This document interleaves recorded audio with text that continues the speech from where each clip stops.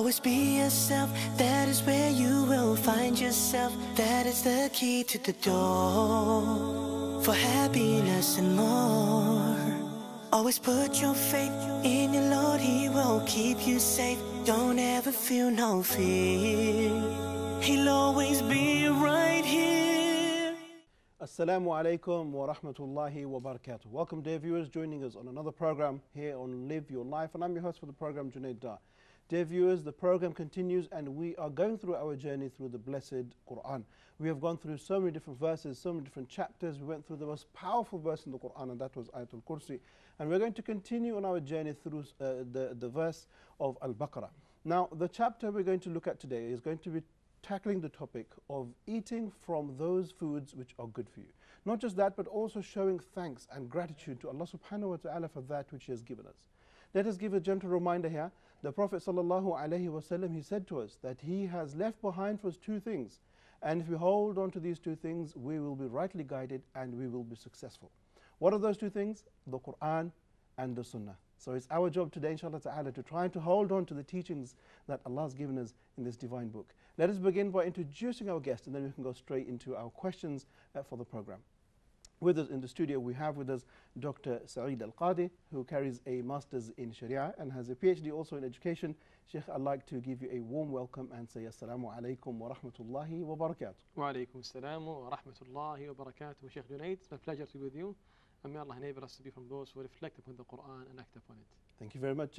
Sheikh, before we go into our verse for the evening, how important is it that we really take these verses from the Quran, especially from Surah Baqarah, and we try to present them in a very simplified but very important way?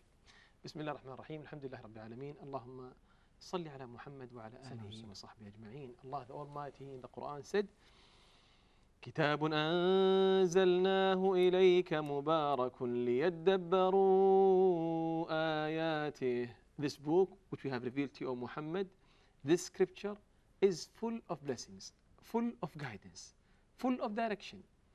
كتاب أنزلناه إليك مبارك. What is the reason behind revealing it? ليدبروا آياته وليذكر أولو الألباب. So people may ponder on His verses, extract benefits from it. And وليذكر أولو الألباب, and men of understanding may reflect. So the reason and the purpose of revealing the Quran is for us to ponder on it, reflect upon it, and benefit from its reminders, and from its teachings and its advice and direction. Therefore, it is a must that we dedicate a time in which we can read the Quran, recite it, and reflect upon it. Okay, very nice. Sheikh, what amazes me also, especially with this particular chapter of the Baqarah, is that we looked at the characteristics of the believers, the disbelievers, and the hypocrites, and at the same time now we're looking at things that are to do with eating food. So it's talking about everything to do with our life. Exactly. The chapter of Baqarah, it was revealed in Medina, and it gives you, in general, it gives you direction and guidance in how to worship Allah subhanahu wa ta'ala, how to establish a righteous society, a healthy society, and how to implement the teaching of the deen of Allah subhanahu wa ta'ala in a way that Allah ta'ala loves subhanahu wa ta'ala, and Allah as well permits. So there is a lot of teachings in how we can establish a good life, a life that is blessed by Allah subhanahu wa ta'ala, and a life that is in line with the revelation of Allah the Almighty. Okay, excellent. Sheikh, on that note, let's get into the verse and try to break things down. The verse reads as follows: يا أيها الذين آمنوا قولوا من طيبات ما رزقناكم واشكروا لله إن كنتم إياه تعبدون. Very powerful verse. Very powerful verse. Subhanallah ta'ala. Allah in this verse is giving us a direction in a very important matter in our life. That is our provision and our food that we eat. Allah Ta'ala is saying here, يَا الَّذِينَ آمَنُوا كُلُوا مِن طَيِّبَاتِ مَا رَزَقْنَاكُمْ. Oh, you believe, eat from the good things that we have provided for you. Okay. وَاشْكُرُوا لِلَّهِ, and be thankful to Allah and grateful to Allah subhanahu wa ta'ala if you really worship Him. SubhanAllah. If you indeed you are worshiping Allah subhanahu wa ta'ala, then eat that which is lawful to you. Okay. That which is good only. Sure. And the ayah has many meanings. That which is good, it means that which is lawful. It also means that which will not harm your body. Right. Because our bodies are trust that we have to take care of. Sure. And we have to utilize in that which Allah Ta'ala has permitted and Allah Ta'ala has allowed. Sheikh, sorry, before we go further into the tayyibat, I just want to address one thing here. That when we hear a verse which is beginning with Ya ayyuhalladhina amanu, before we come to the next message, how should our response be to what is coming next? How should we behave? Beautiful reminder, Jazakallah khair. Whenever you hear Ya ayyuhalladhina amanu, we have to be very attentive. We have to give ear. We have to listen, and we have to be ready to respond to Allah's commands. Okay, Ya ayyuhalladhina amanu, it is a reminder from Allah subhanahu wa ta'ala, reminding us by our belief and faith to Him, in Him subhanahu wa ta'ala. Allah ta'ala said, oh, you have believed in me and believed in my revelation and my religion. Take this instruction. Okay, so He's getting us ready for His instructions. Ya ayyuhalladhina amanu, kulu min tayyibati ma razaqnakum. Only eat from that which is lawful. Okay. Don't eat from anything that is haram. Or don't earn your provision from a way that is haram. SubhanAllah. Allah, the Creator, the one who brought us into existence, has also granted us provision in this life. And He said to us, subhanahu wa ta'ala, that His provision that He has permitted is in that which is lawful only. The Nabi sallallahu alayhi wa sallam said that, describing Allah's provision, subhanahu wa ta'ala. He said, sallallahu alayhi wa sallam, the hand of Allah subhanahu wa ta'ala is full of blessings, full of provision, full of bounties. And do you know how much He has spent since He brought the heaven and the earth into existence? All of that provision did not decrease anything from what is in His hand, subhanahu wa ta'ala. Okay. So Allah Ta'ala, He is the all provider. We all know that. We all know that Allah Ta'ala is all provider. We all believe in this. But do we really take it into practice? Okay. When it comes into practice, we find our hearts are attached to worldly things.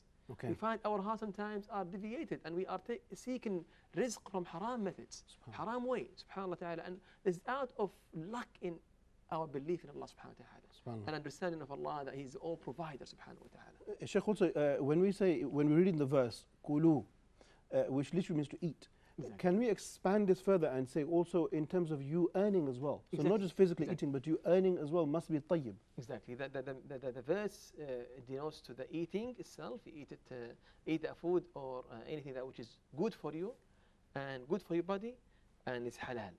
Also it talks about the earning. You have to earn your food from halal method. Okay. The Nabi sallallahu alayhi wa sallam, as well as Sahih Bukhari, said, the first part, an organ of your body that will rot when you go to the grave is your stomach. SubhanAllah. So if you are able to eat that which is only lawful, do so. SubhanAllah. It is a very, very important matter in our life to ensure that whatever we eat is lawful and halal, because if we eat haram food or through haram method or through haram earning, many doors will be closed on our face. The door of dua will be closed on our face. We will be actually entitled to the hellfire. The Nabi ﷺ said that أيما جسم نبت من سحت فالنار أولى به. Anybody that is nourished by haram, through haram earning, then the hellfire is entitled to it. It's a very serious matter. And that's why Allah Ta'ala spoke about His rizq, and His worship. He mentioned right after that His rizq. Okay. Saying that, be careful when you worship me, be careful from deviating and deviating from my worship and disobeying me because of you seeking rizq through haram methods. Okay.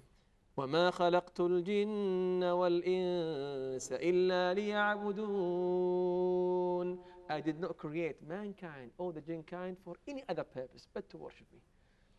ما أريد منهم من رزق وما أريد أن يطعمون. I do not want from them any provision or to feed me. Okay. إن الله هو الرزاق ذو القوة المتين. Indeed, Allah subhanahu wa ta'ala is the all provider and the owner of power and the most strong subhanahu wa ta'ala.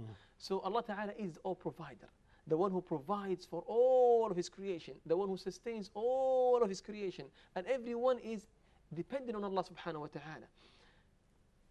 Allah Ta'ala, when He spoke about the rizq, the provision, He said that this rizq is His rizq. Okay. It is His rizq, not our provision. It is His rizq. Okay.